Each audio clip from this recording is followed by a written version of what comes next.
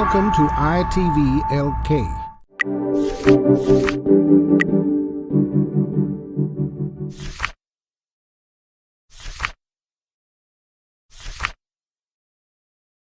Now, it's time for iTVLK lessons. This is a collaboration program with the Department of Education Central Province. Hi, good morning everybody. I am Suheera Nusry and I'm from Lanka and I am representing the Provincial Department of Education Central Province. Today I am doing the lesson on novel July's People, which students read for the GCE Advanced Level English Literature. Okay, so let me start straight. This novel was published in 1981, but it covers the aftermath of the youth upheaval, or rather we could call the ethnic upheaval that took place in the neighboring countries of the African continent in 1970. Okay. This novel was written by Nadine Gordimer, a Nobel Prize winning writer. And as I said, it was published in 1981, exactly during the apartheid period. So students, you may have learned when you were analyzing the novel, you may have learned what you mean by the background history of the apartheid era. It prevailed from 1948 to 1984. And it was the era where legally, to tell you in simple English, legally and authentically, the ethnic differences or the discriminations were supported and recommended, lawfully recommended. So now it is no more. It got eliminated by 1994. So, but this novel was written during the serious peak of the apartheid era, so that during the novel we all could come across the problems, the remnants of the problems that led to the apartheid and the aftermath and the emotional upheavals of the people who went through the apartheid era. And the country where the plot takes place is South Africa. The writer, Nadine Gordimer, herself is from South Africa, and she has lived through the era of living firsthand all the differences that took place in the socio-economic cultural setup in the country, and she's sharing certain glimpses through this novel. Let's talk about the writer, Nadine Gordimer. She was born in 1923 and she passed away in 2014, exactly at the age of 90. So through these 9 decades she lived, she has written so many articles, novels, as well as the dramatized versions, and she shares all the life experiences, what she observed between the confusion, what she observed between the white and the black societies and their confusions and upheavals. Okay. She won the Nobel Prize for Literature in 1991, which shows us, I mean, without telling in words, her talent, her capacity, maybe her efficiency, and her competencies in storytelling. She has written 10 novels, out of which July's People is one. But unfortunately, the novel, when it was published, was prohibited in South Africa. Because, as I told already, it was during the apartheid era, so that this novel might have created and led to certain youth unrest. But later on, now it was accepted, and now we are offering it for our syllabus. Okay. Then we have to go to the last point here that I am offering you. Nadine Gordimer witnessed how the minority white people weakened the rights of the majority black people since she was a child. She was a white, born into a middle class, upper middle class family, white family. So being a minority, she saw throughout her 90 years, when we went to her childhood, how the minority white people took up the influence, they took up the dominance, and they gradually, or on a faster move, we could say, they weakened the majority black people of the country. That was ironic. That was painful, very ironic. Usually when we say in a society, the number plays a major role, right? The number plays a major role where the majority people would be taking up the power and maybe dominating the minority in number. But here the vice versa took place, right? Like the minority white people took up the dominance because they had the power of the class, power of wealth, maybe power of the language, power of the military, power of the arts, and they gradually weakened the majority and changed the whole setup of the socio-economic, cultural aspects in the society. And she witnessed, Marilyn Monroe witnessed all those, and as I said before, she's sharing certain glimpses of it, not all maybe, certain glimpses of it through this novel. Okay? Now I'm talking to talk a little bit about the apartheid period. As you can see in this photo, where the picture itself shows no to the black. The blacks were not allowed. The blacks were prohibited. The blacks were rejected. The blacks were not given enough opportunity, chances, or facilities, or whatever, the comforts that the other minority enjoyed in the society. As I said before, it was between 1940. Legally it was declared. That was the pathetic irony. Legally it was declared, it was accepted as a constitution, as a legal system to segregate, to alienate the blacks, to deviate them from all the comforts or the entitled facilities that they could have enjoyed equal to the whites, but they could not until 1994. So with the change of the legal system or the constitution, the apartheid law was prohibited, eliminated, and they became more democratic and back to normal like in most of the nation states in the world. So in this novel, students, you have to take closer attention. As I said, it was written during the apartheid. They became after the upheaval, the ethnic racial upheaval that took place in the neighboring countries of South Africa in the 1970s. Here, make sure students, Larry Godimer is forecasting a prophecy. Like how this apartheid might end in future. In 1981, when she was writing this novel, she never knew when the apartheid would end. Later, now living 40 years later, me and you know that it ended in 1994. Maybe 13 years later after she has written this novel. But she had a prophecy of how this apartheid might end, how this segregation might end. She tried to forecast it. And mind you, her prophecy was bleak and cynical. She was cynical, her tone, her perceptions, her attitudes, the way she observed the points of view.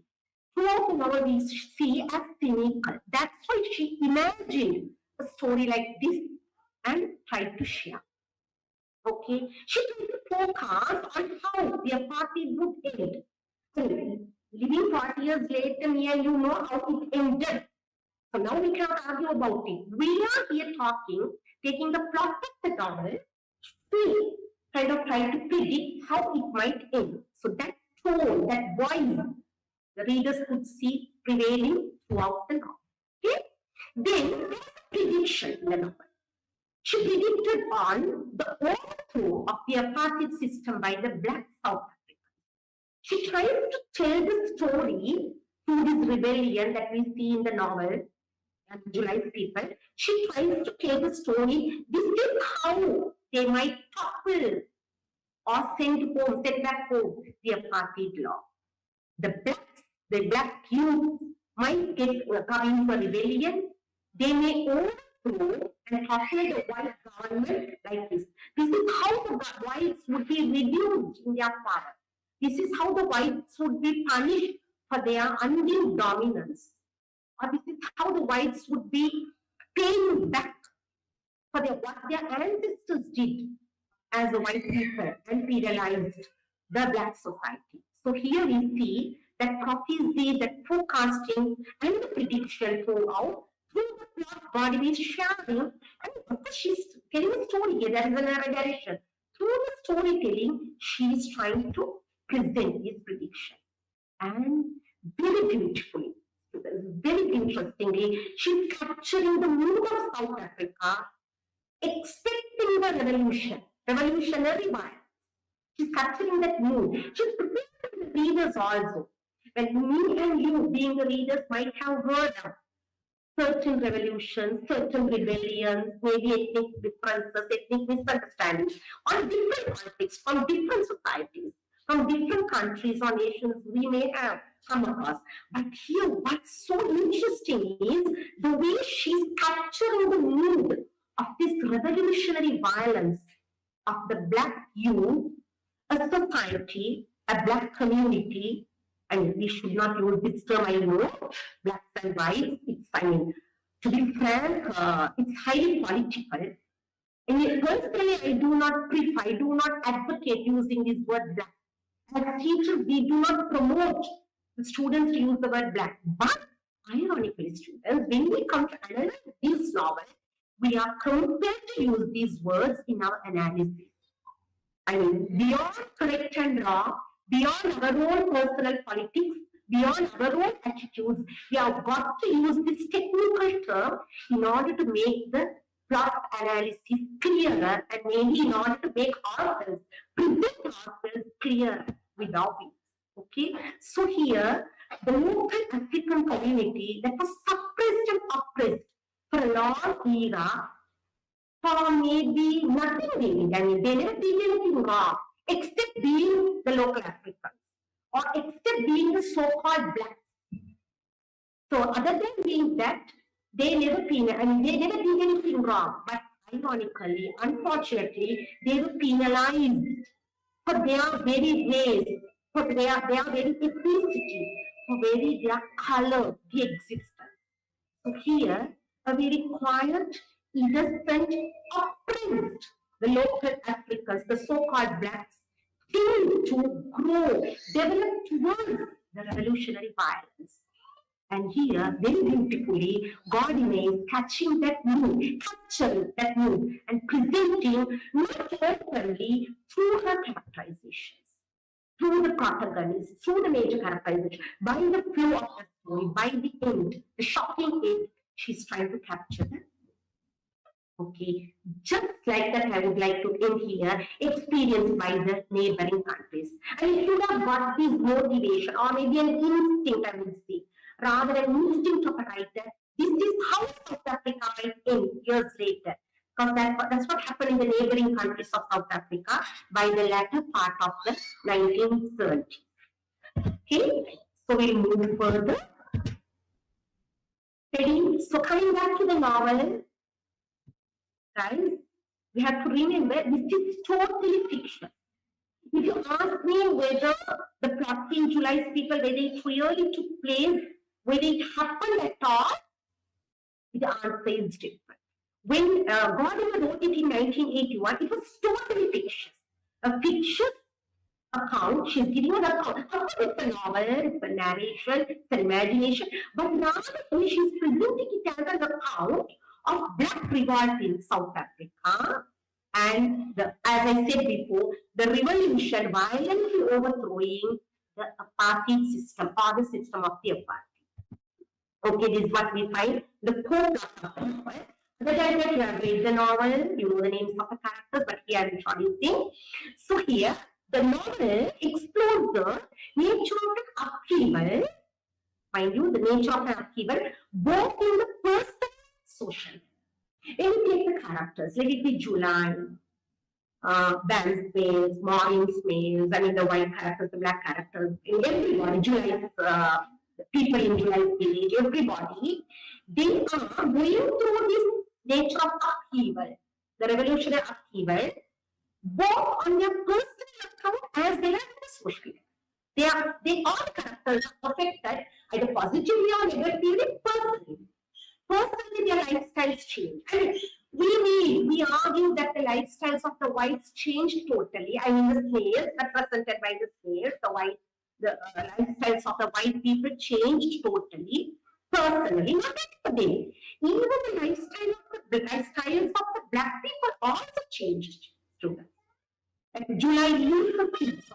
a job he has done for 15 years continuously, living in the city, having a card, an identity card, a so-called identity card to say that he is a servant or worker, I would say, or a labor.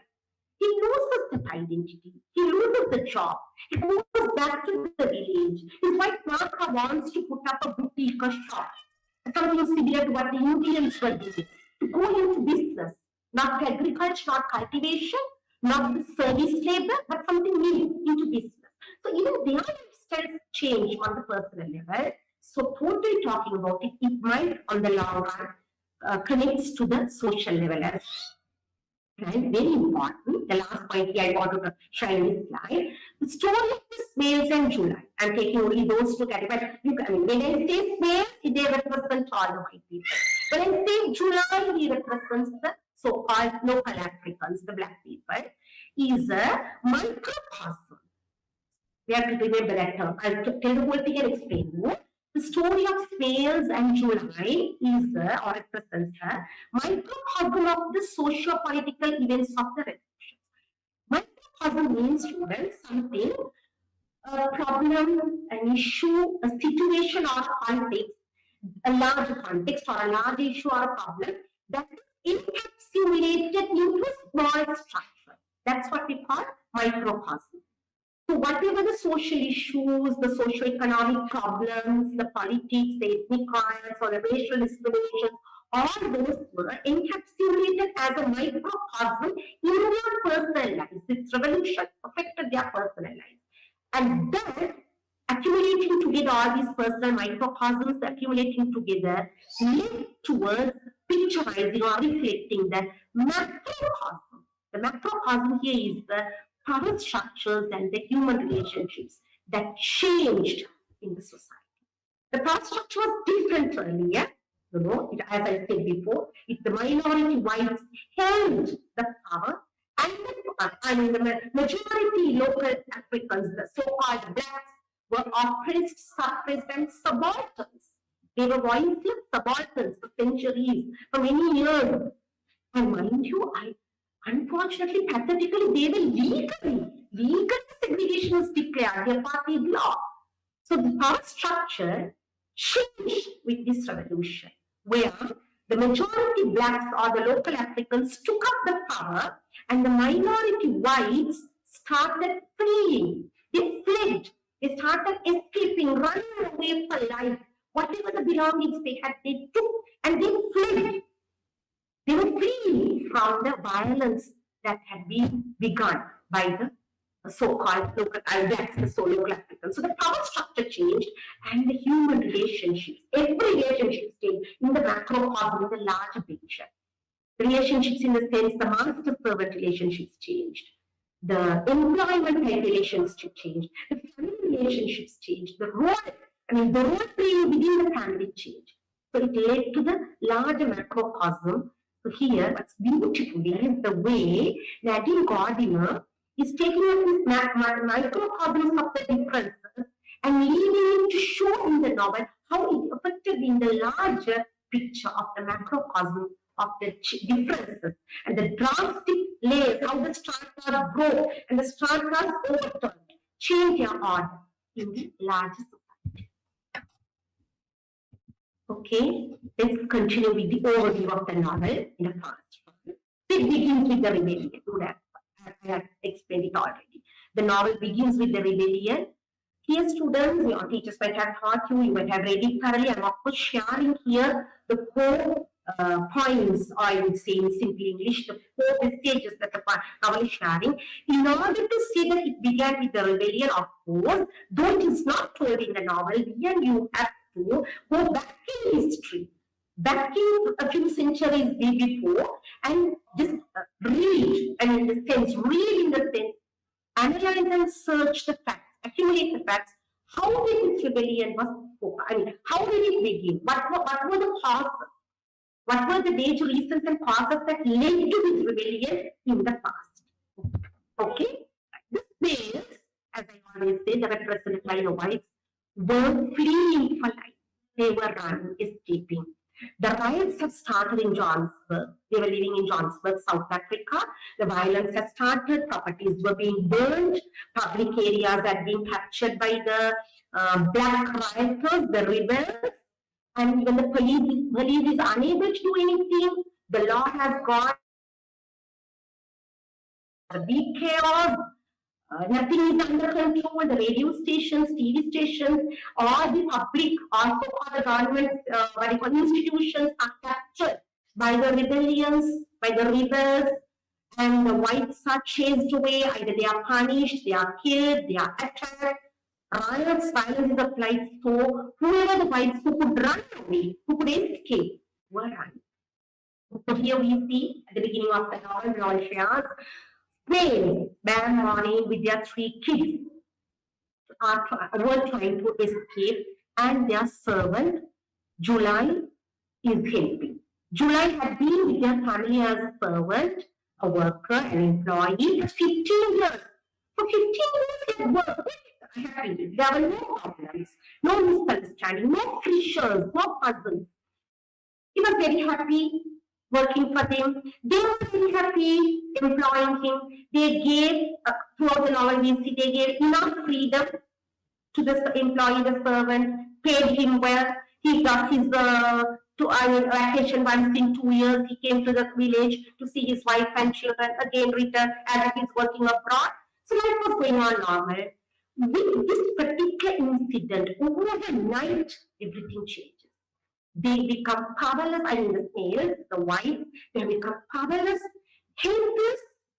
They have to run away, and July helps them. So the servant automatically, overnight, within seconds, turns out to be a savior, the protector. They are under his power now. He has to guard them. He has to protect them. He has to shift them somewhere to a very safe place. So he is taking them to the most and the safest place for him is village, July's village. So the servant shifts into other savior overnight. That's the dramatic change. That guy, as I told already, adding body captures the moods. So this is the one dramatic change, shift that she captures. And lives, India is transformation. Everything gets transformed, especially transformation in lives once they relocate. These males, I mean the white people who have been born and brought up in the upper middle class context or other middle class context, they were brought up with all the comforts and the facilities, etc. Facilities, electricity, water, air conditioned gas. I mean, I don't have to spell it out, right? That's what most of us are living in the society, I mean, at the moment. So they were living the typical urbanized lifestyle, sorry. And once they shift to July's people, none of these urbanized comforts or facilities were found. Huts made of mud, not tile, not bricks, mud, thatched, no basic comforts at all, not even beds, not even bedding. They had to remove the seats from their backy, the vehicle, and sleep on those carpets as beds, as mattresses. So everything is drastically, the whole life changes upside down. That is the revolution there, and they are relocated in an unexpected area where they would not have even dreamt of even spending a vacation. They would not have even spent a vacation with these facilities. But now here they have to live, survive. And the irony is, do not know for how long. They would have an idea. Weeks, months, years, no idea. And life changed, no schooling, no job, no banking, no vacations, no vehicles. I mean, totally different lifestyle. And as I said, unfortunately, they did not know for how long they would be living in this condition. So the transformation takes place, another dramatic change that Gardiner picturizes, the transformation in the relocation. Then comes, guys, the struggle. Automatically, when the life transforms, when they are relocated in a very unexpected, very opposite state, location or situation, the struggle begins. The struggle for survival, the struggle for adaptation. They have to adapt themselves. First of all, they have to adapt their minds, their moods, their attitudes, their perceptions. They have to adjust their body, the lifestyle into the new lifestyle, adaptation, and that becomes the struggle. The novel shows it. Then comes the shocking change in relationships. Students, as I told before, they have a defined relationships. May and July. The defined relationship, master servant or mistress servant. Very defined, very clear. These are your duties, these are your rights, these are your limitations. We are masters, I am a mistress. This is my duty, this is my limitations, and my freedom. Now, that changed after going into the, after starting to shift at July's village, there was a confusion. They didn't know the master or the mistress. The females were no more the master, no more the boss, telling the modern English term, not the boss. They have become the guests now. Maybe uninvited or rather unwanted guests by the people of the village. They have become a burden. Keeping them there itself is a risk. Itself is dangerous. So the relationship has become from defined to undefined. July servant, fine. Now he has rather become, a so-called master, a host. The host for the guest, and he is more powerful. So he is equal to the master. His word is the law. They have to eat whatever he produces. They have to eat whatever he purchases and brings. They have to live with the conditions, whatever he gives, he offers. So they become totally dependent. The snails become totally dependent on July. So definitely, students, we have to make note of it here. God does not tell everything openly here. She does not reveal or share everything in the traditional way. But she makes these nuances, links these nuances very clear where the relationships change from the defined to the undefined. They know that they have become totally dependent. They know they are no more the boss, no more the masters or the mistress, but they are kind of mentally not ready to accept it. That's why they get angry when July takes the back key without their knowledge and goes away. They get angry. They get upset when July does not return the keys of the back key. How dare he keeps it? Maureen goes upset. Dan gets angry. But they are helpless, powerless. They cannot argue. They did not even have the courage to ask for the key openly. There he became the master. He became the powerful. He had the dominance. He had the influence. It's very interesting to observe for me, of course, how these relationships take the subtle change, gradually moves from the defined to the undefined, from the powerless to the powerful, or from the powerful to the powerless, from the influential to the oppressed, or from the oppressed to the dominant. It's beautiful. That is so beautiful is the way God leaks sharpest to answers without spelling it out in the novel. Okay, finally, that is the crisis. The crisis in the relationships due to this confusion. With this confusion, I explain you, and the control. There is confusion and control. They males do not know how much control they have now. They do not know whether even they can control July. Maureen is trying to control July by her words, by her conversations. But she understands she cannot control. Even she is offering like, shall I go and help the women, the local women? And she says, no, you don't have. So she's trying to control, or rather he is trying to control. He is very upset when Martha offers the herbal medicine when the children go sick, when children get cold or the flu. So that is the, what do you call it? The transaction of control. Beautiful again, how God shares this control shift among the characters. Okay? So let me share the climax of the novel with you now. You can see the picture.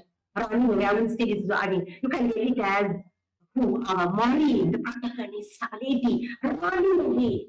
Students, what I do is the end of the novel, the climax of the novel. So the reading it was very shock. It's astonishing. You could shock. My God, running. A woman can run away, a girl can run away, anyone can run away. A wife can run away, you would say. But a mother? Oh my God, a mother? You get the shock. A mother runs away, leaving everything, leaving the kids, leaving the husband, leaving the context, I mean, leaving all the relationships, love, affection, the memories, everything she leaves. At the start of the moment when the aircraft comes, her only target was to run away, get into that aircraft and go anywhere. So the aircraft comes. What's shockingly further ironic for the reader is the ambiguity. Until the last, even after the novel is over, no one did not know what was this aircraft. Was it an ally or enemy? Was it the aircraft that came in support of the white people to take the white people away, free them, reinstate them, transmit them to another land or country? Is it an ally? Or is it the enemy aircraft? They are the black or the local Africans, the rebellions that come in an aircraft. That's the shocking thing. She did not know, but she ran away. Just like I predicted, she just ran away, not looking back, not calling me, not looking back. Guys, when she runs away over the rocks and the bushes and everything, she could hear Bam, her husband, and her children were playing in the water in the river. They were splashing water, playing. She could hear that happy sound, the friendly, warm, happy, affectionate sound of playing and enjoying. She does not hesitate there. That's further shocking. She does not even hesitate to look at them. She does not even hesitate to collect them also to run towards the aircraft. She runs alone. She flees alone. How do we define this? Is it selfishness, self-centeredness, or rather she's too depressed, too frustrated that she does not care anymore? How do we define? It's open.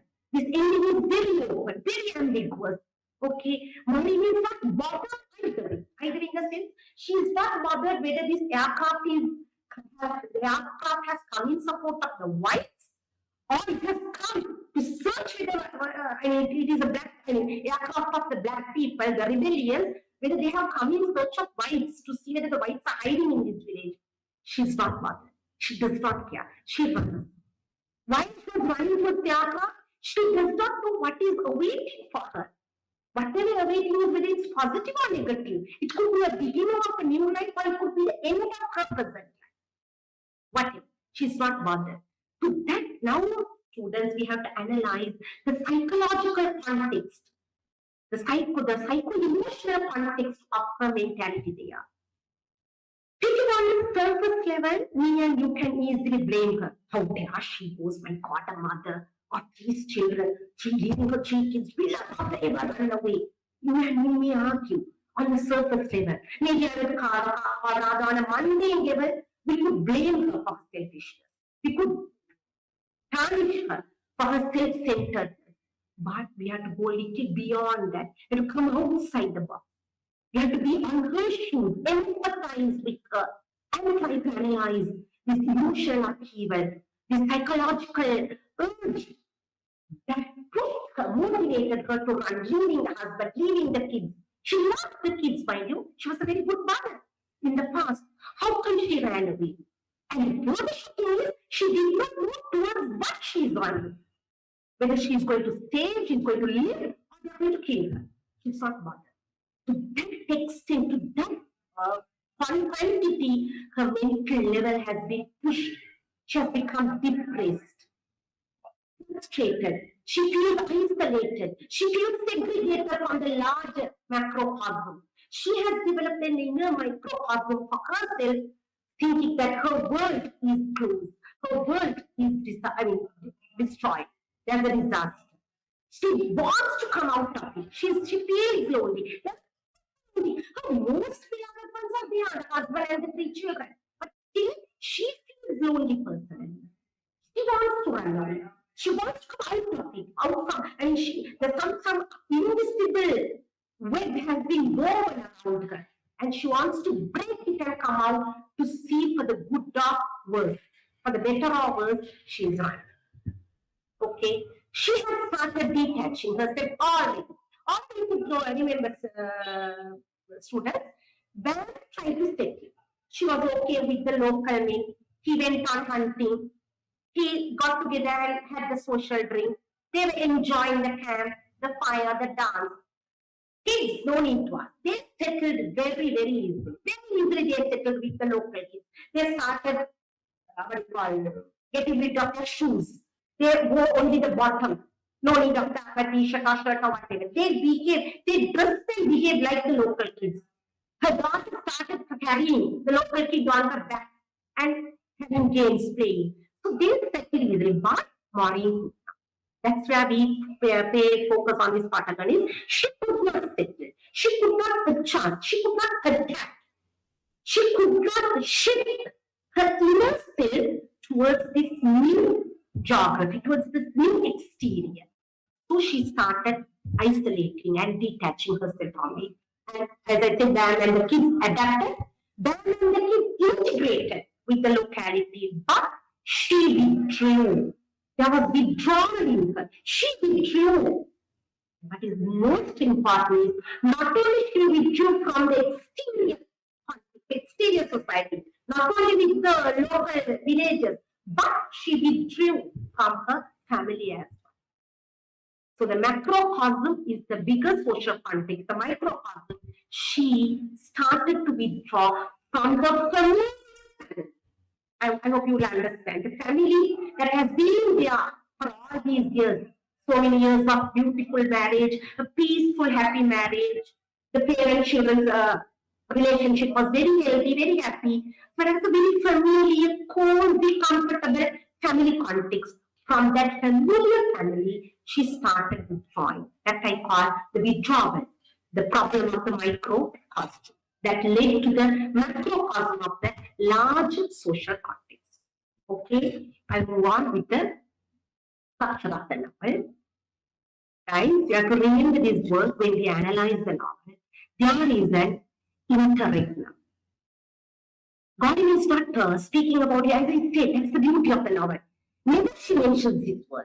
Never she speaks about it openly. But we readers analyze this interregnum gap, the space, the era, the space of the interregnum. What do you mean by interregnum? Interregnum is a space or a period of time between two governments where the state or the society or the local context, the locality is running without the ruling of a specific government. There is no specific government ruling. There is no specific body to maintain or control the law. Everything is going in chaos, and no higher authority, no hierarchy to control. There are no hard and fast rules. Now parliament, no police or no legal body, no lawful control. Automatically, the people of the society, the citizens of the society go through the struggles, suffering, shifting, adaptation, and the Darwin's policy wins here. The fittest survive. Those who could not compete with the fittest go away, get destroyed. It becomes a destruction. Okay? So the interregnum here, please remember this caption. The old is dying and the new cannot be born. That's the interregnum. Where between two edges, between two extremes, the old is dying. The old law, context, the old social order, the old discipline of the society is dying, gradually declining, getting eliminated, destroyed. So new should come, right? In the old goes, the new should come. But during the interregnum, the new cannot be born at that quickly. The old is dying, as I said, the social order, the discipline, the lifestyle, everything is declining, going away. It's getting adapted, getting struggle. There is a struggle going on. Fine. Mathematically calculating me and moves it, right? Leave the old, take the new. But no. In an interregnum, it does not happen. The old goes away, gets eliminated, and the new struggles shifting. The new struggles to be born. It's not easy to get the new quickly and fill, like we fill in the blanks, like on a piece of on a chessboard. No, it does not happen. Very interestingly, very efficiently, Godimer is displaying this interregnum irresistibly, indirectly throughout her narration, throughout her story. Okay? And in terms of structure, the second point you have to understand is it's typical modernist writing. You have studied, being students, you have studied the difference between the traditional writing style and the modernist writing. You have noticed the conversations do not start in the traditional way with the open inverted commas and the so-called closed inverted. They don't finish with open quotes or closed quotes. There's a small hyphen, dash type of thing. That's one thing. Secondly, I know in the first reading you struggle, like you go through this confusion. Who is speaking here? Which character is uttering this conversation? Which character is speaking? So you have to read deeply and analytically in order to understand who is uttering this conversation, whose idea, whose person, and whose point of view is this. The writer does not help here. It's the third person narration, where the narrator is not omnipresent like in the traditional style. The traditional style, students, the writer is on the third person narration, the writer is omnipresent. The writer keeps on telling, explaining, giving us a message, but here it does not happen. The writer is invisible. The writer just once in a while really just props up the writer's voice. Other than that, we have to understand the whole novel through the expressions, thought, flow, and actions of the characters that are involved. So, and we have to read between lines a lot. Major things, major happenings do not happen what you call on stage. They are not discussed openly. Major things happen behind screen, I would say. Only these minute nuances are brought as major events, and the readers have to analyze, read between lines, and search and do a lot of guesswork in order to understand what could have happened, what might have happened, or what might happen. Okay, so it's a typical modernist writing. And it's a reversal in the structure we find, reversal of the existing social order. I have told you already this. When it came to character changes, the relationship changes, I told you directly. So again, I need not repeat. Here, the existing social order reversed. What was the social order? The dominating whites, the minority maybe, but they were dominating, they had the power, they ran the government, they ran the law, they ran the constitution, everything was in their hands, and the majority local Africans, I mean the so-called blacks, were oppressed, subalterns under them. Whatever the whites ordered or decided, they had to do. They were voices. They were not decision makers. They had their own lifestyle. When it came to education, jobs, everything, there were the choices. The whites decided the education. The whites decided the employment style or the working style of the locals. So here, that social order reversed. The whites lost the power. They became dependent under the local blacks. So here, the structure explains us, as I said before, the reversal of the social order. And what's very important is at the end, I'm talking about the structure of the novel, guys. At the end, students, the ambiguity. I told you already while Maureen was running, the novel closes with an open ending. It was ambiguous, but here we see we are ambiguous. We readers are ambiguous by the end of the novel. What does this ambiguity tell? Is it finishing towards the hopeful future? A future of hope where the apartheid might be overthrown, the blacks may get the law in, they get the law in their hands, they may rule the country, there will be enough freedom, independence, sovereignty, they get all the freedom to do whatever they want, live in whatever lifestyle they want. Will there be a hopeful future, or will it go back to the dead past? Or will the dead past still, as an interregnum, as I told, will the dead past prevail for some more time without letting the new to be born quickly, without letting the new to be born easily, or without letting the new to the so-called new social order, new discipline to settle in comfortably? Will it prevail for some more time? This ambiguity, I would say, may be confusing for the deeply. It itself is beautiful. Something very interesting. This feature is interesting in a novel. This hopeful future or the dead past, where does it lead to? This ambiguous entry. Okay, I run through the techniques, whatever in literature, whatever the context we study, there are two major aspects that we pay attention, the techniques and the themes. So let me discuss the techniques brief. I mean, I'm discussing only the major techniques here, with the major techniques that itself are unique to this novel. When it comes to literary techniques, when it comes to literary devices, you can pick up many. But here I'm discussing only the unique literary devices or the so-called techniques that is confined only to this novel. The title, July's Paper. Of course, July is the name of the character. His paper. This title is so symbolic, and title itself is a beautiful technique. You know why? Because throughout the novel, students, when you read the novel carefully, you may get this term July's paper is used only twice. Will you believe?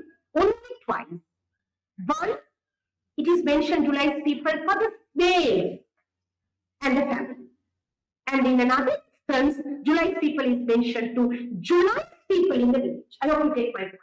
At the early part of the novel, July's people, the phrase refers to the white slaves, the slave family when they were traveling with him. You know, he took them safely to the village.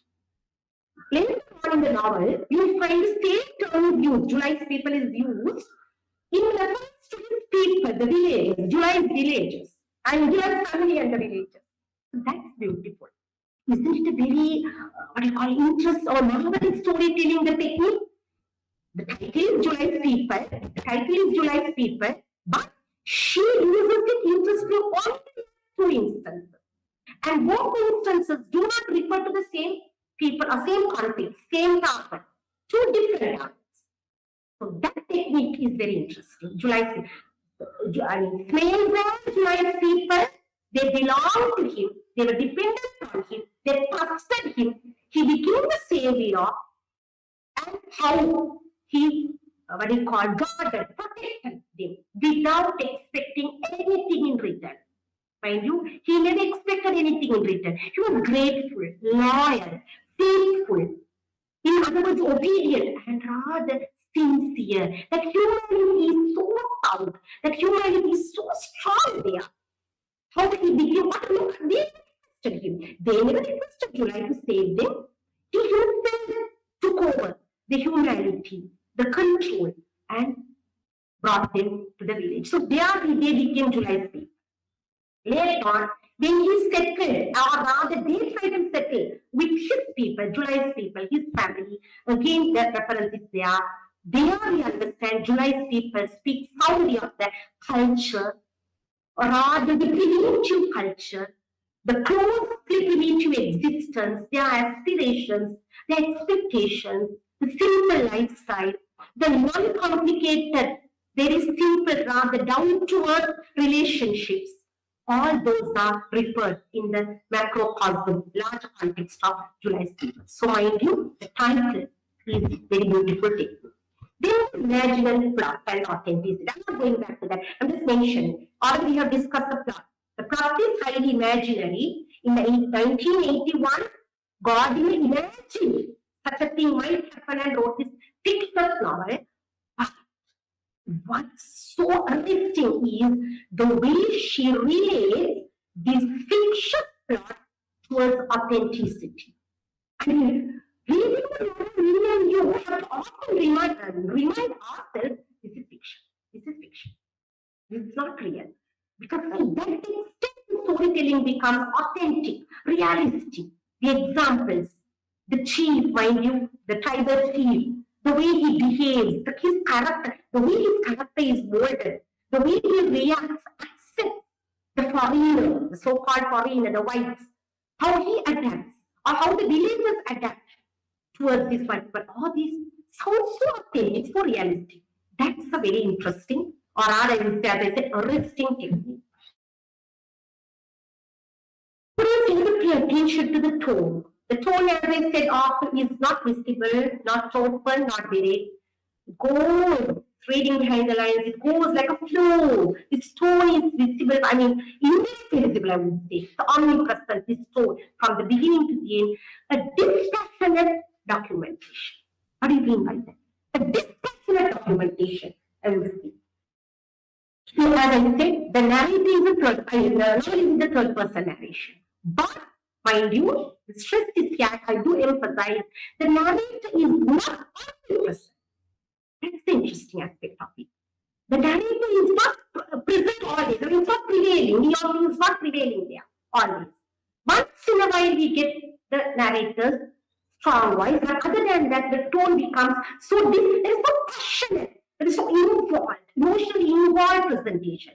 The tone is so dispassionate and something like documentative. The facts, rather recording the facts. So that's why we call the tone is a dispassionate documentation. The not the omnipresent narrator, which I told already. And the narration here, mind you, is the shift from the political or public to personal. And on the macrocosm, we see the political issues, the public issues, the causes for the upheaval, the causes for the rebellion, who started it. Maybe their revenge is fair, you may argue. Maybe the black rebellions are correct, their revenge is fair. The revenge is just right. But if you argue, are their methods okay? Are their rebellions violence? White people taught violence to the black people, and ironically now they have taken up the same gun. And they are retaliating. Like a boomerang, the same gun, the arm, the violence is coming in return towards the white people. Black people did not have a gun. They did not know what violence was. They were very simple. Maybe if the whites were uncivilized, maybe we don't know. We cannot call them uncivilized. They had their own religion, their own culture, their own language, their own social system. A very strong social system. They were coming under the control of the chief. The chief was the leader, doctor, priest. Chief's word was law. They had this rigid social control. But the whites we went to modernize the dark continent. That's the idea. We went to modernize. What was the modernization? And at the end, centuries later, years later, me and you can argue, what was the modernization? What did they modernize? The question now. So the problem is public and political. And here Godimer takes the public or the political context and shifts it through the novel towards the personal context where Maureen fails, maybe an innocent woman, a total victim. She never did anything wrong. Being a wife, of course, she may have treated the black servant politely. Sincerely, she might not have segregated the black servant like her ancestors did. She would have been polite. They had a very good master-servant or mistress-servant relationship. But she became an innocent victim to this macrocosm. This macrocosm affected, the larger picture affected her to her personal level where she, the happily married, Maureen smells, a very good wife, a very good mother, at the larger latter scope, drops everything and runs, flees. You may call it selfish, but it has affected to this political public, what we call space. This context has affected her to the personal level. To the personal it has affected, she has become the victim. There is no option for her but to run. So that Godimer. So if you take the characterization and the plot, and here you have to analyze how the macrocosm or the larger context of the political or the public reality affects people individually to the personal level. That is another technique that Godimer is sharing. Thank you for watching. iTVLK. Innovate, inform, impact.